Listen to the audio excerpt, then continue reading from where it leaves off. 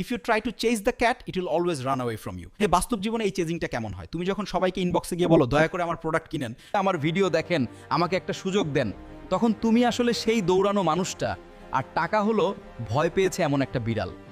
মানুষ ফিল করে তুমি খুব ডেসপারেট, তোমার ভ্যালু নিয়ে কনফিডেন্ট না, তাই তারা অ্যাভয়েড করে, দাম কমাতে চায়, রেসপন্স করে না, সিরিয়াসলি নেয় না।